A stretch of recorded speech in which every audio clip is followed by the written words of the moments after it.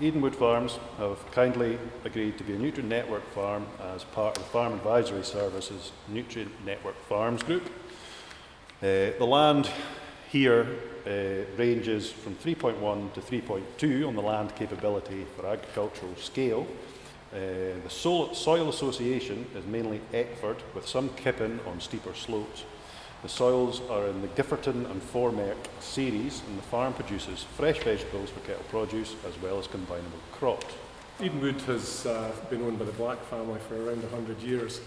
We've just acquired a neighbouring farm, so it takes us to around 650 acres. We rent 40 acres in as well.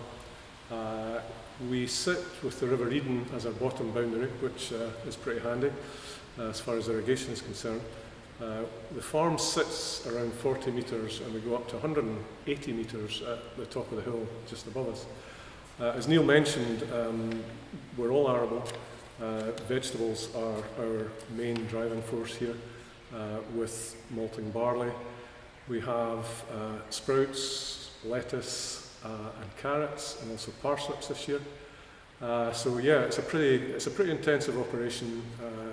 How regularly do you carry out soil samples? We'll do a full analysis, especially pre-veg. We would always do a full analysis. So the farm, we'll be sampling probably 1 year in 3, which is quite a lot, but we're looking to get the balance right.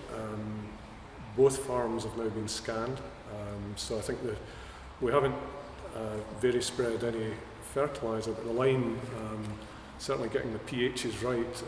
pHs at Edenwood will all be no lower than 6.3 to 6.5, and obviously the traditional unit was down at 5.6, 5.7, so we've applied 5 tonnes a hectare in the very first year we had it, and we scanned it, and there was another 250 tonnes went on last year as well. So to me, the pH is absolutely key to unlock the nutrients that are actually in the soil. Yeah. At Edenwood, where we've obviously cropped heavily, our potash levels are the ones that we have to keep an eye on. But with the analysis, we do balance sheet every year for previous crops. Obviously, you've got a crop like sprouts, which you can be putting up to 280 kilos of nitrogen on, down to carrots that only need 40. So we're very much, trying to keep that soil health, keep the balance as close as we can to perfection. Within this arable rotation, is there any soil structure problems or soil-borne disease issues that you're finding within your rotation? Soil-borne diseases with our rotation doesn't seem to bother us. The rotation is probably 1 in 6 for most of the the high-value crops. When it comes to soil structure, obviously, we're harvesting lettuce every day during the summer. It's all in a bed system, so we're up and down wheelings. It's not too bad. Carrot harvesting can be brutal. This spring harvesting in our land is fairly forgiving. We will always follow a strawed carrot crop with beans, which obviously helps break down the straw. The roots of the beans do help, and we will subsoil if conditions are right the second after the bean crop. Are there any soil nutrients that you struggle to maintain in the rotation, major and minor nutrients? I think, as I said earlier, potash is probably the one that we have to keep on top of. Trace elements, usual for this type of soil. Manganese is one that, grain is all, the seed is all treated with manganese. Calcium, massively important for a lot of the veg crops, so we're needing to add that. But most, boron, sulphur, sprouts love molybdenum, not an easy word to say, which nobody really thinks about. But a veg crop, lettuce for example, if it's slightly wrong, you're selling the leaf. We can't sell it if the leaf is showing a deficiency. And once it shows a deficiency, it's too late, so we have to be on top of that. And so do you apply that as a routine, or do you do leaf analysis? We do leaf analysis, obviously soil analysis, but if you sample the soil, it's there.